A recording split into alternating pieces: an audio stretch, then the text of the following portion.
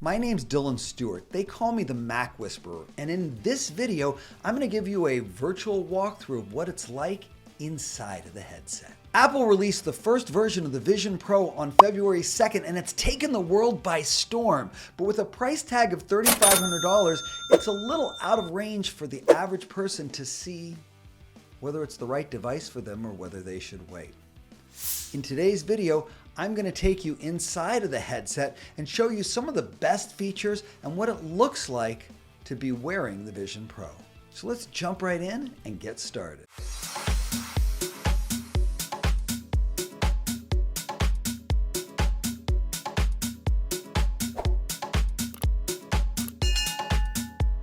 Welcome to the view inside of my Vision Pro. Inside of this world, you're able to change the environment to anything you want. It gives you a 360-degree view of these beautiful landscapes. In this case, this is one in Hawaii. I'm going to work to make sure that I move my head as smoothly and slowly as possible so that you can really experience what it feels like without the jerky motions that might happen if I move too quickly. If I want to change the environment, it's an easy thing to do by pressing the digital crown on the top of the Vision Pro like this, and coming over to this Environments panel down here. From this Environments panel, you'll see very different options. Here's the Haleakala, here's Yosemite, there's Joshua Tree over there, and the moon. Let's change to the moon. Everything that you do in the Vision Pro is controlled by simply taking your fingers and tapping them together. Let's take a look at the moon here. A little bit of a stark view. I think I preferred some of the more beautiful nature views. Let's press the digital crown again, go over to Environments, and let's change to Joshua Tree. Now, once you're inside of the digital world, there's all sorts of things that you can do from here. First thing I want you to be aware of is if you look up at the top of your screen with your eyes, you're going to see this green arrow. Tapping that green arrow brings up your control panel where you can go into your apps, your environments, your settings, or your notifications. You can adjust the volume by moving it here, and everything is done by simply pinching and moving like you would naturally feel it should be. Let's click out of there. Things are not perfect. You have to be a little careful with how you move and how you click because it's such a new device and the technology is revolutionary but imperfect. Now let's go ahead and press the digital crown again, and we're going to go over to the left side here and open up our apps view. From the apps view, you'll see two different kinds of apps. You've got your standard spatial apps, which are what we see here, that are made for the Vision Pro. Quite a few of them that I've downloaded recently. We'll play with them in a moment. And then in this folder here, you have apps that are either iPad or iPhone apps, usually iPad apps that you can also utilize. You can see I've got a few of these here. It's always preferred to use the spatial apps because they really take up the space and allow you to resize them in an easy way. Let's go ahead and open up Notes right here. In order to open something, you've got to click on it and look at it. So let's come over here and open up my Notes program. Now, down at the bottom, you're going to notice this little bar. When you look at it, it lights up, and using your fingers, you can move it up or down, left or right, close or far. I really like to take these windows and throw them, so I'll show you that again. Take it close and just give it a nice toss. It goes up against the back wall as best as you can, and you can kind of figure out where you want it to sit. You can also open Notes and other programs into separate windows. So I'm going to focus on the Notes on the Vision Pro here and press and hold. One of the options is open it in a new window, which gives me a new window I can put anywhere on the screen so that I can keep one note here and this note somewhere else. Let's put that over there just for the sake of argument here. I'm going to go ahead and press the digital crown again. And now let's pull up music. And right from here I've got access to all my music that I have in my Apple Music account. And I've got my libraries and my playlists and everything over here on the left side, making it easy for me to find whatever I want to. One of the nice things is that once you play something, and I'm not going to actually play it because I don't want any copyright issues, If you look down in the image on the bottom bar and tap it, you can turn this into a mini player, which you can then just move anywhere you want it to be so that it's out of the way. Let's pivot our chair a little bit this way in this open space. I'm going to press the digital crown again, and this time I'm going to open up Photos. Photos is really amazing to look at. On the left side, you've got your memories, your libraries, your albums, but you've also got this thing called Spatial. And by opening up Spatial, you can actually go into a three-dimensional video created specifically for watching things in the Vision Pro. Let's go ahead and focus on this little video here for a moment. I'm going to go ahead and tap on it. What do we got going on here? Now, before we get into it, this is the normal view, but if you look in the upper right corner, there's this thing called Immersive. Let's go into the Immersive view. And all of a sudden, this screen kind of takes over. Oh, all right, we got something back there. All right. We got sushi coming. I can see it happening. The nice thing about the Vision Pro is that if you have an iPhone 15 Pro, you can take these spatial videos without the Vision Pro. The iPhone 15 shoots them, and this one was actually shot on a boat with the 15 Pro. I'm going to click the back arrow in the upper left corner over here, and now I want to go over to panoramas.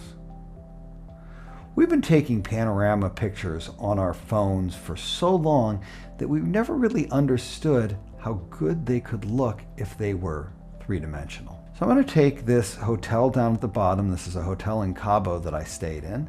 I'm going to tap on it. Again, this is the normal view, but if I look in the upper right corner, I've got the immersive view, and now as I turn, it's like being back there. You can see all of the details super clearly. Now, everything else feels super immersive. Taking my hands and pinching, I can easily shift from one panorama to another, making it easy to really view things in a beautiful way that's completely unique to the Vision Pro, putting you right back inside of that picture. Even though it wasn't taken with the Vision Pro, it looks great in this view. Let's go ahead and get out of it by looking down at the bottom here and tapping on Exit View. And let's go ahead and step out of Photos for the time being. The bar on the bottom that you can pinch and move is one part of every window, but to the left you've also got a little button you can click on to close out that view. Let's go back into the app view here and let's open Safari up. Safari looks great in this view with the sidebar on the left side that you can open or close, which allows you to keep your tab groups easy to access and nearby. I use tab groups all the time. If you don't know about tab groups, check out this video to learn more about it. One of the great ways to move around on Safari and many other apps on the Vision Pro that have search is to look at the microphone you see in the search bar. Now, when I look at it, it's going to immediately turn on and allow me to search for anything. Dylan Stewart, the MacWhisperer. And immediately it takes you right to the page. You don't need to type, you don't need to mess around. Again, we can pinch that little bar and move this over. One of the other things that's really nice to be able to do is if you click on the tab bar up there, you can actually open up a new window. And this new window can allow you to have another Safari window over here. If you look at the corner of windows, you'll see that you can actually move and realign how you want that window to look that way as well. And don't forget that you can always close your sidebar to give you a little bit more space. This opened up to my favorite screen, which can allow me to jump right into any website that I want to get more information or to do a little research. I'm going to pivot just a little bit more here and press my digital crown again, and this time I'm going to open up Messages. The ability to take your space and customize it just perfectly so that you've got all your separate apps exactly where you want and use all this infinite space is super powerful. One of my other favorite things that I've been doing on this is when I open certain apps that I use a lot. We're going to use Calendar as an example here. I'm going to press my digital crown. I'm going to go into my calendar, which is actually right here. And I'm going to take this calendar, I'm actually going to put it up on the ceiling. This way, whenever I need to see what my schedule is, I just have to look up. Meanwhile, I can stay here and work on the other things that I'm working on. There's a lot of built-in apps that are pretty good with the Vision Pro. I wish Apple would have put a little more time into the Mail app, leaving some essential apps like the calendar as an iPad app only. One of the other things that I found really frustrating is they actually didn't include an address book. So if you want to track your addresses on here, you're going to have to use a third-party app until Apple gets their act together. I downloaded this Contact Eclipse here and this Clay Contacts here, and I've just been kind of playing around with them. I don't know that I love either of them yet, but I thought the Clay one was kind of fun because it puts your contacts all over the globe, as well as giving you other ways to interact with them. I'm going to go ahead and close that off here and press our digital crown again. One of the best things is watching movies, and I know that everybody's been talking about that. There's a bunch of different apps you can watch movies in, and I won't be able to actually screen share and play a movie for digital rights and copyright reasons, but let's go ahead and click into Apple TV here. And you can see that all your movies are available. They've got a specific section for 3D movies, making it really easy to jump into any of those. And if you've got Disney Plus, they've also done a great job with Disney Plus of giving you access to almost everything that you could want. All through streaming, all easily accessible, and also a whole sorting here for 3D. When you go into one of these environments, it gives you this kind of a screen, but it will also black out everything that you see on either side of you so that the screen becomes kind of everything. It's super immersive and looks great. If you're wondering whether the Vision Pro is a good thing to use for movies, it's probably the single best thing that it's got going right now. There are a lot of pieces that are working up to being better. Videos is already really good. Let's press our digital crown again. You're also going to notice the App Store over here. The App Store will open you up into all sorts of apps made specifically for the Vision Pro. Again, you can search by just looking at the top. Fitness. It will bring up all sorts of apps that are made for the Vision Pro, but also up at the top, you'll see the ability to get apps that were made for the iPhone and iPad, which work just as well. And if you've purchased an app on your iPhone or iPad, it's already available here, making it super, super easy to get right into what you want to be doing. Let's go back into Notes for a second. Let's talk about one other piece here. I'm going to go ahead and open a new note. Let's grab that new note into a new window and move it in front of us here. When we tap into a new note or any text-based app, you're going to notice this digital virtual keyboard.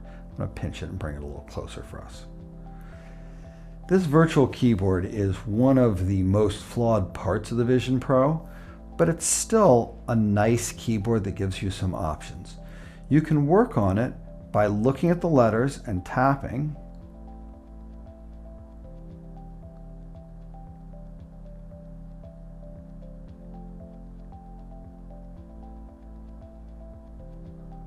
Which can be easy enough to do, but a little slow and clunky. Or you can use the dictation button in the upper left-hand corner. As always, I find dictation to be one of the easiest ways to type on any device, and the Vision Pro is no exception, period. If you know how to do some basic formatting with dictation, it's really easy to use dictation exclusively. But you can also actually press directly on this keyboard. Now you can't 10-finger type quickly, but if you move slowly, you can type here.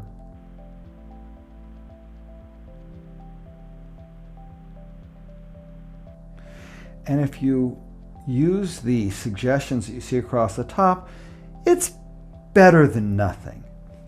I like to take this and I like to literally put it down in my lap so that I can type right on it. But one of the flaws of this interface is that whenever you come back to the keyboard, it will always show up right in front. I hope that they give us an ability to dock that keyboard somewhere so that that doesn't keep happening, because it's one of the frustrations. But at the moment, as we keep saying, this is a brand new device and there's a whole world of growth that will happen. You can also connect a physical Bluetooth keyboard onto this device, but I've been hesitating on doing that because part of the point of having the Vision Pro is not needing to sit at my desk. Let's go ahead and close this and close this. As you can see, there's a lot of flexibility about the different things that you can use and the ways that you can do things on the Vision Pro, but we're really just getting started. This is the early days of an ecosystem that will eventually be how we all use our computers. Now, by eventually, I'm not saying tomorrow. I'm thinking it's probably going to be 5 years before it reaches mass appeal, and 10 years before people stop buying laptops and iPads. I think that it'll replace iPads first, especially for people who only use the iPad to search the internet, which, as we've seen, is pretty easy to do here, or people who watch videos. So if you're someone who lives alone, someone who travels a lot, someone who watches a lot of videos, or just does basic things like using Safari, basic text messaging, notes, email, things like that, the Vision Pro works fine now, but I expect to see it grow and flourish over the next 5 years. A lot of people have said, would I recommend the Vision Pro to most people? And the answer is simply no. As great as it is to use, as amazing as it is to look at pictures through it, as great as the interface is, this is just the beginning, and there's a whole lot more coming that's going to make it even better and better and better. If you got great value or learned something new from this video, give it a thumbs up. That makes it so much easier for other people to find it. And if you haven't subscribed to my channel yet, now's a great time to do it. With the Vision Pro out, I'm going to be making all sorts of new videos teaching you how to use it and how to really get the most out of this brand new device, interface, and ecosystem. Now, in just a moment, I'm going to show you what most people are calling the killer functionality of the Vision Pro, which is the ability to screen share your Mac right into this virtual interface. Now, when you want to screen share your Mac, the first thing that you need to do is you need to have the laptop open and you need to look at it. So I'm going to go ahead and turn down the VR immersion here by spinning that little digital crown. And here is my laptop right here. And you'll notice as soon as I look at it, I get that connect button. Let's go ahead and click on that connect button. Immediately, I get another virtual window. Now that I've seen it, I can turn my environment back on, and I can take this window and I can grab the corner and I can make it about as big as I need it to be, and I can position it wherever I want it so that I can easily manipulate my computer and use my keyboard to do any of the things I can't do on the Vision Pro yet. Things like doing some digital editing or some photo work, or maybe I find it easier to answer my emails directly from the screen rather than doing it from the Vision Pro. Whatever it may be for you, there's a lot of functionality that I like a mouse and a keyboard for, and this enables me to easily do that. And I can take that screen and make whatever size that I want, and using my keyboard and mouse, you see right here, there's my mouse, keyboard's here. I'm going to have to turn down the immersion a little bit so I can see the screen in front of me, and then I can just come in and use my computer as if I was on it. And the nice thing is, because I've got a tiny laptop, this gives me such a bigger screen and such a bigger view to do all the things that I want to do on my laptop, but there just isn't enough space for. So that's what I've got for today's basic walkthrough of the Vision Pro. I hope you learned some new stuff. I hope you got a lot of value out of what we talked about today, and I hope that I will see you at the next video. Thanks so much for watching. My name's Dylan Stewart. They call me the MacWhisperer, and it's my passion and profession to help you get more done on your Apple products than you ever thought possible. And with that being said, I'll see you at the next video.